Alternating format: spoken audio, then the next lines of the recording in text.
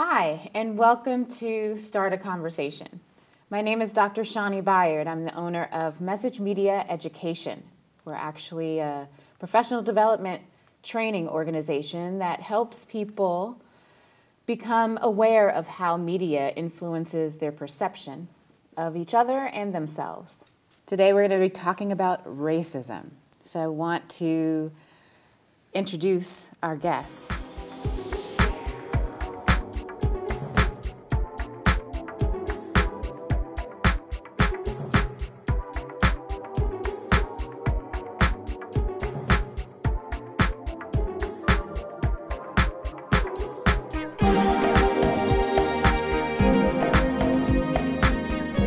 So let's dive in. We talked a little bit before the taping about racism being manufactured during slavery. The use of media in those days, really language on the auction blocks and newsletters and different labels that were placed on African people to enslave them, to help them to believe that they're less than and they deserve to be enslaved. And at the same time, media used at that time to convince the European slave owner or the European in general that they are superior. To start our conversation in this stage, to really look at and learn from you guys on what it is to be stereotyped. Have you been stereotyped? Have you been prejudged in some sort of way? And what is that experience like? An example would be when I first got off the plane and moved to LA. There was a lady, and she was holding her bags, and she was trying to reach and grab her son. She had two little 4-year-old sons, so she couldn't keep her hand on both. And I was like, ma'am, I'll watch your bags if you want to grab your son. And at the point, she looked back at me and was like, I'm holding the bags from you. And at that point, I was like, oh, wait, I forgot I'm black. You probably don't want to leave your bags here just because of what she thinks. And I can't be mad at her just because of that. That's really that's all she knows. If you've never interacted with black men and all you see is World Star, then that's what you'll think of us. And a lot of people only have that view. Exactly, yeah. I remember being, I know it was early teens. I would say I was probably a sophomore. I would say a sophomore in high school. I had gone to a water park, and my cousins and I, we were walking towards the entrance. And I remember a lady, an Asian lady, who pointed to us in reference to another black woman, saying her flotation devices had been stolen by someone. And the Asian lady, I remember verbatim, she was like, 3 black boys. And she pointed directly at us. And one, I didn't have any swimming attire. I was looking like, what am I going to do with a flotation device that I have no use for? But I remember that and just thinking, I've never stolen in my life. I don't have a reason to, but it just reinforced the idea of you're black, you steal. So I've had a whole variety of experiences, maybe partially because I'm the product of a biracial marriage, and so I get misperceived all the time. In the work that I've done in the past, I've been in situations where I was on a job and a Latino, got angry about something that a black worker did, and in my presence said something about mayates, pinche mayates, and not knowing that I'm black, which is the equivalent of nigger. Okay. And then I've been in a situation where the police actually, after the Watts riots of 1965, stopped me 6 times in front of my house to give me citations and tried to coerce me to have a violent confrontation by asking me if I wanted them to let me out of my handcuffs so that we could go ahead and get it on. So I've seen this, I've seen that spectrum, and hatred is the motivator of all of that, of how we've been ingrained with the idea that there's some form of inferiority. And it's reinforced by the Constitution of this country. Being mad at half of America that would call me a nigger, and not being mad at the other half because we know it's only that far from their tongue, but it comes from a place where it's deeply, deeply rooted in everything that they've been taught over the last 400 years. Mm-hmm. Yeah. Deeply ingrained. Mm-hmm. Mm-hmm. I'm pretty sure, like any other black man, I mean, we've had it extend all the way to the highest office in our country, and where our president has stated he himself has been in situations where he was stereotyped based on his skin color. So, like any other black man in this country, I have been. And eventually, from something when I was a child, I hopped the turnstile at 14 trying to get home and didn't complete my community service in regards to it. And at the age of 21, I had 2 police officers come to my home. They arrested me. I was never read Miranda rights. Then went to court. I was given legal aid, was never given a chance to call my family to support myself. And by the end of that day, I was on a bus locked up next to someone who was convicted of murder going to Rikers Island for a 3-week stay on Rikers Island. It was interesting because I was there for hopping the turnstile at 14 years old. At the time, I think $1.75 or $1.50 to get on the train. It was wrong. I didn't have the money. I probably could have called family or friends.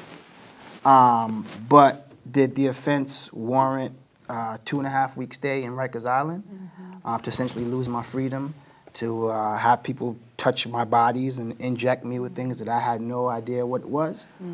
Nope. And have a record now. And have a record. Yeah, it was a minor offense, so fortunately I don't have any felony record. But it also puts me into a group of that black men regularly experience, and saying that I have an experience with incarceration. I mean, we all have, for the most part, most men I know, if they don't have that themselves, then you have, if not a best friend or someone in your family who experiences it as well. So I think, me particularly, that's something that in this country we overlook, just the amount of experience, knowledge base that we have with our justice and incarceration system, and how screwed and skewed it is in this country. And we throw people away, particularly from our communities. It doesn't happen solely just to black men, but 99.8% of the chance it's going to happen to you if you're black in your life, as opposed to if you're ethnically of some other group. Great, great, thank you. How else have you guys been stereotyped? I'd say for me, 2 things that came to mind was it was an incident that it took me years to kind of realize the significance of. It was my first year at college, and I was having a phone conversation with a girl. I was trying to date her. And at some point, she made the comment, she said, "Wow, you know, you sound so white." Well, clearly that didn't go very well or very long, but it was such a weird comment for me. I didn't even know how to handle it. I was like, wow, that's deep. Like, the fact that I'm articulate was equated with white automatically. And clean, too. Right, right, heaven forbid. It's like, oh, okay. And it was years later when all of it hit me. I mean, at the time I was like, okay, we're done, I hung up the phone. But just to kind of touch back on what you were saying, just how much the layers of hatred have been sewn in for years and years and years, and experience after experience after experience, where a comment like that comes out of someone's mouth and they're not even aware of how deep that really is wild. And I think from that point on, even in terms of the voice thing, like it's fascinating, because as a black man, I am consistently aware that there's a tone of voice that in certain situations I cannot have, because otherwise I'm going to be the angry black man. Whereas anybody else can use whatever tone of voice they feel to have to articulate a point, or to get their frustrations out, or to get their point across, or to make things happen. And things will proceed in a certain way. But if I do it, it's, oh, whoa, watch out, that's the angry black man. You start to have a situation where you have young black men who from a young age see that in other black men, and now the way they speak has changed. And they're not able to fully voice themselves, and they're not able to be fully expressive, and they start to become constrained and constrained and constrained and constrained and constrained. And then we're suddenly surprised when that constraint gets to a point where it's frustrating and it boils over and explodes. And we look around like, oh, how did this happen? I don't understand.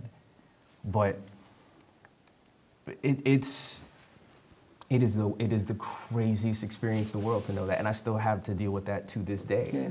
You know, like knowing that in a specific situation, I can either have my voice where it normally is, or so that I'm, you know, I don't appear as dangerous. But just the idea that because there's a stereotype over your head, you can't even fully articulate your own voice. And you actually have to think interaction after interaction after interaction. What voice can I use here? What voice can I use here? What tone, what dialect can I use here? You know, what I find unique, and when you mention that and what you guys brought up, is that when it comes to black identity and stereotypes, and I think what's unique for us is you consistently work within a sort of a parallel realm side by each other, you know? Great, I'm glad. We are black by birth and natural right by what we are, but black identity has also developed into a bit of a culture. I grew up in a neighborhood which on borders the neighborhood that is the second most diverse neighborhood in the United States. It's Queens Village, New York. I grew up in Hollis, Queens. What's unique about that is I had friends who were not ethnically black, but culturally they were black. My best friends are Peruvian. And that was because the culture that we were immersed in, the culture that we were around, and also what's imported by America. Wholly, it's a hated but loved culture at the same time. Our language, when we talk in that language, or how it goes, or how we do things, depending on the environment, it's either hated or it's lauded. It's something that's great. How we walk, depending on the environment, it's threatening, or it's seen as this super masculine male kind of thing. And it's that double stereotype that you fight within yourself sometimes. I think is a issue we have. The two identities, the dual identities. I'm curious, actually, I want to go a little deeper. What is it like to experience that?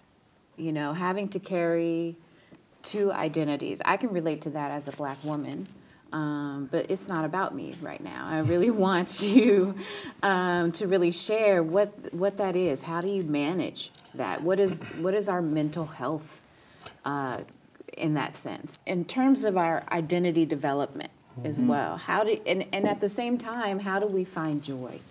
How do we find peace as black men?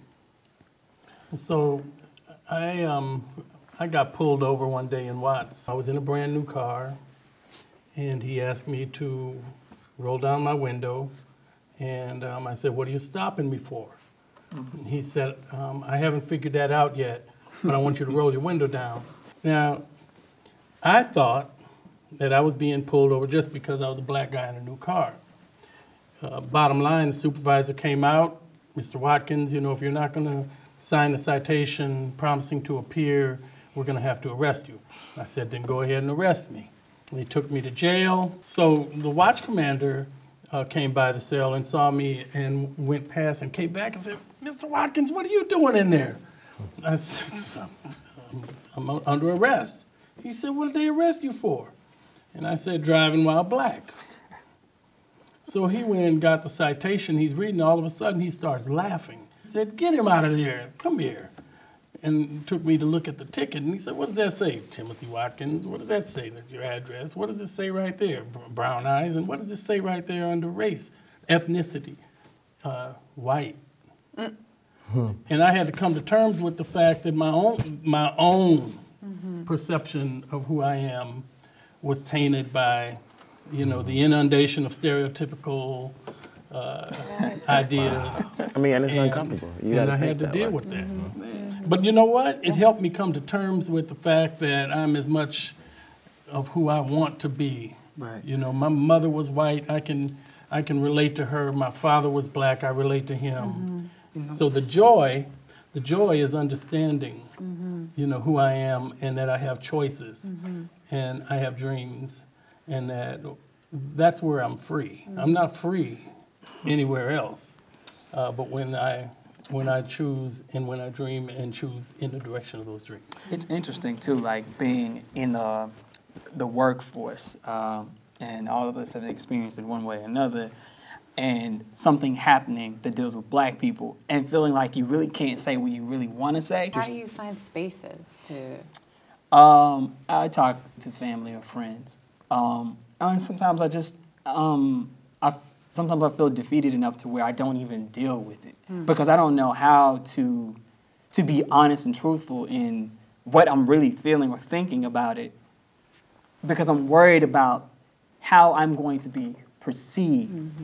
And I don't want to alienate people, but I would like to be able to freely express my thoughts and feelings about said experiences. In essence, I have outlets. It's just sometimes I don't even want to deal with those outlets. I guess the only thing I know that would pull back as an outlet is the fact that we are in 2015 and the fact that we have a lot more protection than our ancestors had prior to us. So when I watch the videos, I watch tapes, I see Selma, I look through history, realize we didn't have rights. Like, we couldn't read at one point. Like, it was illegal to read. So when you think about the fact that people didn't want you to grow because they knew the threat that you could pose, it's a little bit empowering in the fact that I know every day that I wake up that I gotta work twice as hard just to be even, and I gotta work 3 times as hard to be better. And that's something that, growing up, my father always taught that. I thought he was crazy. I really thought my dad was crazy until like 2 years ago. I thought he was crazy until recently because he would always say. Recent awakening. Right. And he would always say it. Because he would always, little things would send him crazy. One day he bought a new car. Him and both of his coworkers all bought new cars, 3 new cars. So they cut overtime in his section.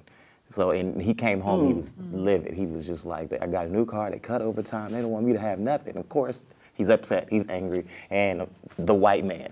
That's who America is, the white man. And so he was upset at that, and I was like, that has nothing to do with it. It makes no sense at all. And then I grow up, and I'm like, okay, wait. Now, people in control of certain situations do have the power to manipulate the situation. That just comes with being in power. And I just know that it's hard, but just the only thing that I guess you'd say would keep me going, or something that brings out the joy, is the fact that I know I have to work to be superior. It's funny because a lot of times I think of it as a strength, and you mentioned before how it affects us, our mental health. In any ethnicity dealing within the structure of this country, you have something you have to adapt with through your filters that if you're Caucasian American, you don't have to. The muscles that you use the most are the ones that become strong. Because of what our community face, it requires us to have extremely strong minds to be able to deal with all the different issues that you have and stresses, and then find the joys within it. It's one of the reasons why we have the experience and the explosion of mental illness within our communities, because we don't. Not everyone has the tools that the men on this panel per se had to use to us to be able to adapt to those things. Personally, I think where we are as a culture, and especially what he mentioned, what the gentleman just mentioned earlier, coming from the South, and you see the difference in the movements that we had, there's an immense strength that we don't acknowledge in ourselves that we implemented to get to this point. Did you want to add? I think part of the joy that you were talking about in terms of where to find that at is finding your iron. Like one of my favorites, one of my favorite passages of scripture says, "Iron sharpens iron." It's finding our iron.